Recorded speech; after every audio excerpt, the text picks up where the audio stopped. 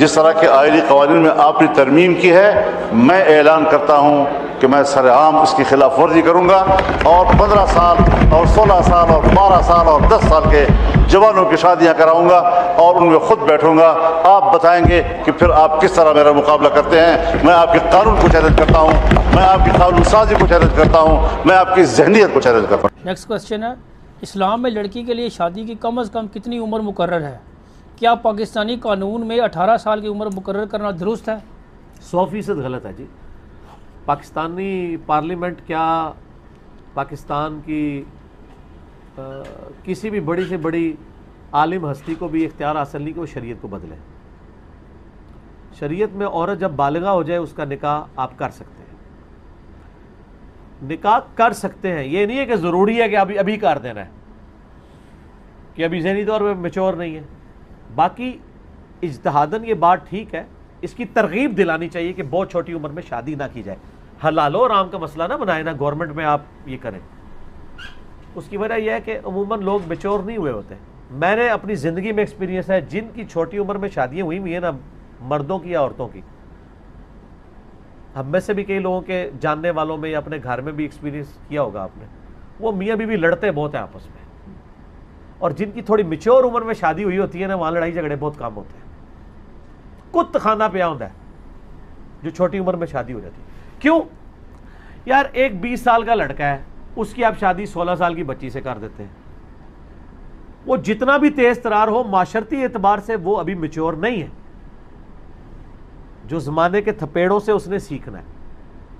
لیکن یہ بات اس زمانے میں نہیں تھی جب نبی علیہ السلام کا زمانہ تھا۔ کیوں؟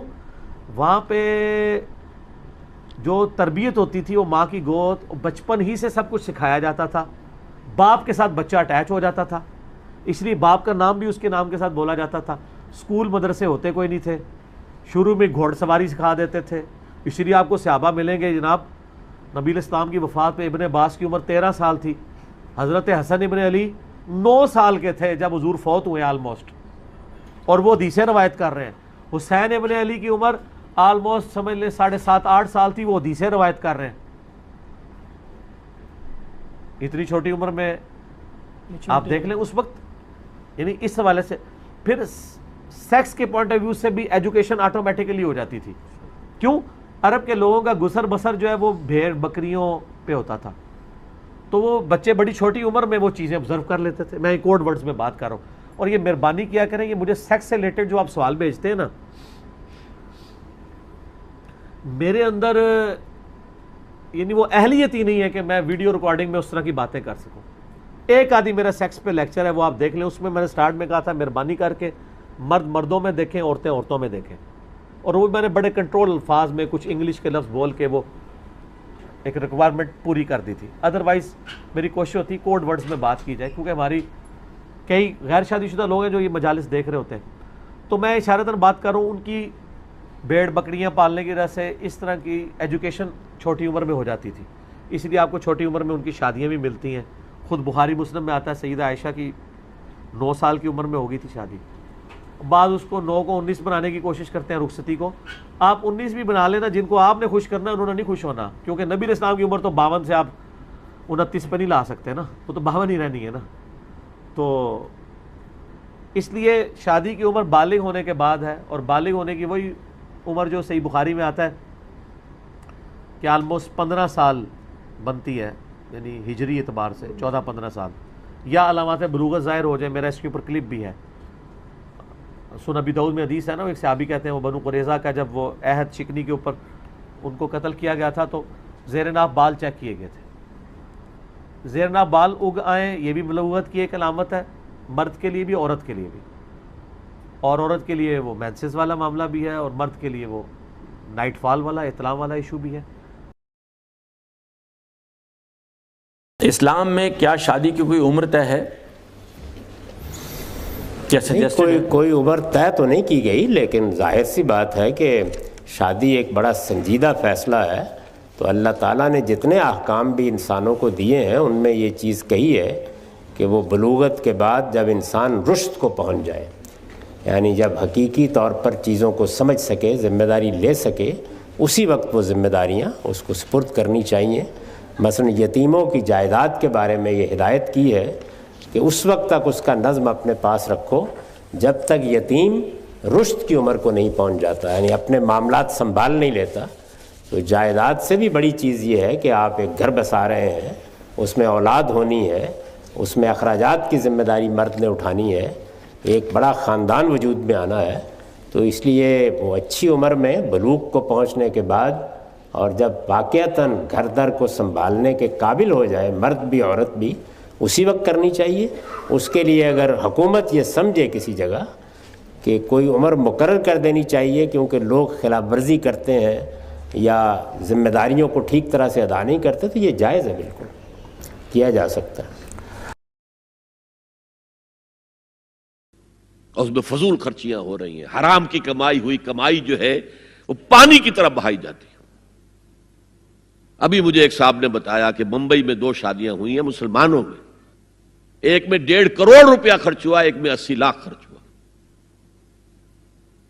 ہم نے وہاں اصلاحی تحریک شروع کی، ضیاء الحق صاحب نے بھی کوشش کی تھی، آرڈیننس پاس کیا تھا، لیکن یہ چیزیں قانون سے نہیں۔ آپ کہیں کہ کسی دعوت میں 50 سے زیادہ مہمان نہیں آئیں گے، وہ 100 آ گئے تو زیادہ زیادہ یہ ہوگا پولیس والوں کو رشوت کا کھاتا کھل گیا، جو یہ پیسے لے جائیے صاحب۔ کبھی کبھی وہ پکی پکائی دیگیں لے جا کے اپنے تھانے میں بیٹھ کے کھاتے تھے، لیکن قانون سے نہیں بدلتا مزاج۔ ہم نے کیا طے کیا؟ دیکھو یہ ہے چٹان کی بنیاد۔ آپ کو بڑی اونچی بلڈنگ بنانی ہو تو دیکھنا پڑتا ہے چٹان نیچے بنیاد زمین کیسی ہے۔ تو بنیاد کیا ہے؟ آپ سادگی کرو، سادگی کرو، سادگی کرو، یہ واسطہ بے معنی ہے بالکل، اس لیے کہ غریب کی سادگی کچھ اور ہے، امیر کی سادگی کچھ اور ہے، سادگی کے ایک معنی تو نہیں ہے۔ لہذا کوئی جو ہے راک فاؤنڈیشن وہ تلاش کی جائے، وہ ہم نے کی تلاش۔ جو تقریب حضور سے صحابہ سے ثابت ہے ضرور کرو، ضرور کرو، ضرور کرو۔ عضوا علیہا بالنواجذ، اپنے دانتوں سے پکڑ لو اس کو۔ اور جو تقریب ثابت نہیں حضور سے اور صحابہ سے، یقیناً یہ کہیں باہر سے آئی ہے۔ یا تو ہمارا خاندانی پس منظر جو ہے، اکثر تو ہندوؤں سے مسلمان ہوئے، وہ سادات ہوں، صدیقی ہوں، فاروقی ہوں، عثمانی ہوں، وہی ہیں نا جو باہر سے آئے تھے۔ باقی تو اکثریت یہیں سے، وہ اپنا ہندوانہ پس منظر لے کر آئے۔ تو جس کا ثبوت صحابہ کے دور میں نہیں، وہ یقیناً باہر سے آئی ہوئی چیز ہے۔ اس میں پھر سادگی نہیں، اس میں کمی نہیں، جڑ سے کاٹو اس کو۔ اس بنیاد پر ہم نے 5 فیصلے کیے، ذرا سن لیجئے آپ بھی، اگر آپ کوئی سوشل ورک کرنا چاہیں اس کو عام کریں۔ نمبر 1، نکاح مسجد میں۔ حدیث موجود ہے، ترمذی شریف کی روایت، اعلنوا ھذا النکاح واجعلوہ فی المساجد، نکاح کا اعلان عام کیا کرو، مسجدوں میں منعقد کیا کرو۔ میں حیران ہوتا ہوں کیوں نہیں علماء کرام نے اس کی طرف توجہ دلائی۔ حدیث ہے، ہاں میں مانتا ہوں ان کا کہنا یہ ہے کہ یہ یہاں جو امر ہے کہ مسجد میں منعقد کرو، یہ امر وجوب کے لیے نہیں ہے، استحباب کے لیے، مستحب ہے یہ کہ مسجد میں۔ تو بھائی مستحب کیوں چھوڑ رہے ہو تم؟ وہ اس لیے چھوڑنا پڑتا ہے، مولوی بیچارے کی حیثیت ہے ہی نہیں معاشرے میں کہ وہ کہے جناب یہاں آئیے میرے پاس، میں نہیں آؤں گا آپ کے گھر نکاح پڑھانے کے لیے۔ وہ اپنا رجسٹر بغل میں دبائے بیٹھا سوکھتا رہتا ہے۔ وہ تو آنی تھی بارات عصر کے وقت، مغرب بھی جا رہی ہے، آئی نہیں، وہ بیٹھا غریب۔ پہلے 20-30 روپے ملتے تھے، اب 200 300 400 ملتے ہیں، اور کیا ہے۔ میں نے انہیں یاد دلایا، دیکھو شرم کرو، عیسائیوں نے آج تک اپنے چرچ کی اور اپنے پادری کی عزت یہ رکھی ہے کہ شہزادے اور شہزادی کی شادی ہوگی وہ بھی پادری چرچ میں آئیں گے۔ شہزادے کی شادی ہو رہی ہے تو جو ان کی پارلیمنٹ کے ساتھ ہے چرچ، وہاں شادی ہوگی۔ وہاں پردہ نہیں ہے، لڑکا لڑکی دونوں آمنے سامنے کھڑے ہو کر قول و قرار کریں گے۔ ہمارے ہاں پردہ ہے، تو اس لیے لڑکی کے گھر بھی جائیں گے تو لڑکی تو محفل میں نہیں آئے گی، لڑکی کا ایک وکیل ہوگا، وہ وکیل اجازت لے کر آئے گا، 2 اس کے گواہ ہوں گے، ان کے سامنے اجازت لی گئی، پھر وہ نکاح خواں کو اجازت دیں گے، وہ نکاح پڑھا دیں گے۔ پہلی بات یہ ہو گئی کہ نکاح مسجد میں. نمبر 2، نکاح کے موقع پر کوئی دعوت طعام نہیں، کوئی ثابت نہیں. دعوت طعام صرف ایک ہے، وہ ولیمہ ہے. اور اس قدر معقول بات ہے، سب باپ اپنے سینوں پر ہاتھ رکھ کر سوچیں اور میری بات سنیں. کیا بیٹی کو گھر سے رخصت کرنے کا وقت جو ہے وہ خوشی کا وقت ہوتا ہے؟ جب بیٹی گھر سے جا رہی ہو، کوئی جانور بھی آپ قربانی کے لیے، کوئی مینڈھا کو بکرا لے آئیں 8-10 دن پہلے اور بچے مانوس ہو جائیں تو وہ جب آپ ذبح کرتے ہیں تو پچھاڑے کھاتے ہیں کہ نہیں بچے؟ اور یہ لخت جگر ہے، نور چشم ہے، 18 20 22 برس گھر میں رہی ہے، وہ جا رہی ہے.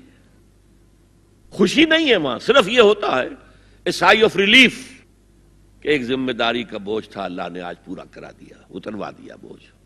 پھر بھی اندیشہ ہوتا ہے، پتہ نہیں مزاج ملے نہ ملے، نئے ماحول میں جا رہی ہے، وہاں جا کر ایڈجسٹ ہو یا نہ ہو، اندیشے پھر بھی ہوتے ہیں ذہن کے اندر. تو ان سے مرغ پلاؤ کھانا اور متنجن کھانا کوئی معقول بات نہیں ہے. معقول بات کیا ہے؟ لڑکا، اس کا گھر آباد ہوا ہے، وہ ولیمہ کرے، اس پر باقاعدہ حدیث اولبو ولو بشاتن، ولیمہ ضرور کرو چاہے ایک ہی بکری ہو تمہارے پاس، ذبح کرو، کاٹو، کھلاؤ گوشت اپنے دوستوں کو، احباب کو. یہاں تک کہا کہ بیسا طعام الولیمہ، برا کھانا ہے ولیمے کا کہ اس میں غریبوں کو نہیں بلایا جاتا. ظاہر بات ہے مسلی کھلانے کے لیے تو ولیمہ نہیں ہوتا، اپنے احباب کو، دوستوں کو بلایا جاتا ہے. پھر بھی میں تم سے کہتا ہوں کہ جسے ولیمے کے لیے بلایا جائے وہ اگر نہیں جائے گا تو اللہ اور اس کے رسول کے حکم کی نافرمانی کرے. تو جس رسول نے اتنی تفصیل سے حکم دیا ہو ایک دعوت کا، وہ دوسری دعوت میں بھی خیر ہوتا نہ بیان کرتا. جب نکاح مسجد میں اور کوئی دعوت طعام نہیں تو بارات کا تصور خلاص. بارات کس بلا کا نام ہے؟ قرآن میں تو کوئی ذکر ہی نہیں، عربی میں یہ لفظ ہی نہیں. اجتماع طرفین مسجد میں ہوا، نکاح ہوا. لڑکی کو، حضرت فاطمہ کو رضی اللہ تعالی عنہا، کچھ خواتین جا کر چھوڑ آئی تھی اس حجرے میں جو ایک انصاری صحابی نے حضرت علی کو دیا تھا. ان کا تو کوئی گھر بھی نہیں تھا. کوئی حضرت علی آئے ہوں اور آ کر وداع کرا کے لے کے گئے ہوں، کچھ بھی نہیں. چوتھی چیز، جہیز کا کوئی تصور اسلام میں نہیں. خالص ہندوانہ رسم، خالص ہندوانہ رسم، خالص ہندوانہ رسم. ہندوؤں میں کیوں ہے؟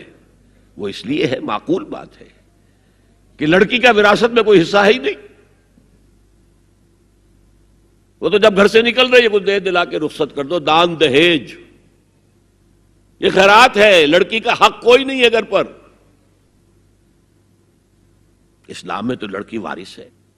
والد فوت ہوں گے، وراثت تقسیم ہوگی. والدہ فوت ہوں گی، کوئی ان کی ہے ملکیت، وہ تقسیم ہوگی. شادی کے موقع پر کوئی جہیز اسلام میں نہیں، قطعاً نہیں.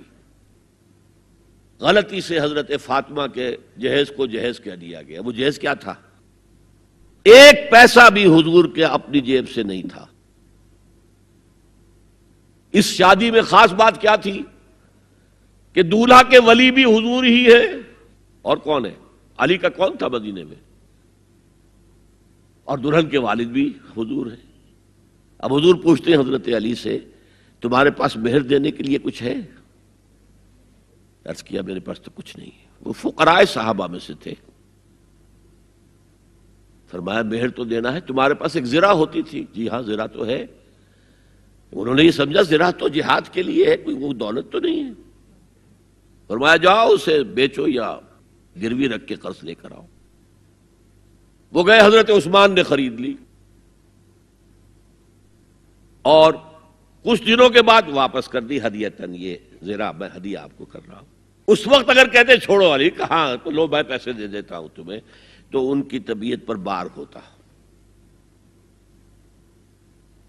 اس پیسے سے حضور نے کچھ پیسے گھر بھیجے اندر، دلہن کو ذرا تیار کر دو. اور کچھ پیسوں سے وہ ایک گدا جس میں کھجور کی کھال بھری ہوئی تھی اور 2 تکیے جس میں کھجور کی کھال بھری ہوئی تھی، ایک مشکیزہ کنویں سے پانی تو لانا ہی ہے نا، ایک چکی جو ہو یا گیہوں ہو پیسنا تو ہے نا، کوئی 1-2 برتن اور اللہ اللہ خیر صلی اللہ، یہ تھا جسے جہیز کہتے ہیں، جس میں 1 پیسہ بھی حضور کا شامل نہیں ہے۔ وہ حضرت فاطمہ کا مہر تھا جسے بنایا گیا، ورنہ مدینے ہی میں دوسری آپ کی صاحبزادی کا نکاح حضرت عثمان سے بھی ہوا، کہیں ذکر ہے جہیز کا؟ حضرت عثمان کا گھر بھرا ہوا، ہر چیزیں موجود، وہاں تو پھر جہیز کا تذکرہ نہیں۔ بہرحال یہ شادی کو آسان کرو، زنا کو مشکل بناؤ۔ یہاں شادی کے لیے 9 من تیل ہوگا تو رادھا ناچے گی، ورنہ یہ کہ بڑی ہو رہی ہے، عمر ہو رہی ہے، سب کچھ ہو رہا ہے، لیکن کچھ تقاضے تو ہے نا، آخر کچھ تو کرنا ہوتا ہے نا، آخر کچھ نہ کچھ لوگوں کو تو کھانا کھلانا ہی ہوتا ہے نا، بارات تو آخر آئے گی ہی نا، کچھ نہ کچھ تو دینا ہی ہوگا، کچھ جوڑے کپڑے، کچھ یہ۔ اسلام کا فلسفہ جو میں نے 4-5 باتیں آپ کو بتاؤں، فلسفہ یہ ہے کہ لڑکی کے باپ پر 1 پیسے کا بوجھ نہیں، اس نے لڑکی پال پوس کے تمہارے حوالے کر دیا، اب اور کیا چاہتے ہو تم؟ سارا مرد آزماں مرد آفرین، مرد کو چیلنج دیا ہے، تم مرد ہو، مہر تم دو گے، اور سب سے بڑھ کر کیا ہو رہا ہے آج کل بھی ہوتا ہے، وہ ہمارے ایک کچھ کام ہوتے ہیں اسلامی، وہ بھی ہے، کچھ وہی ہندوانہ پس منظر۔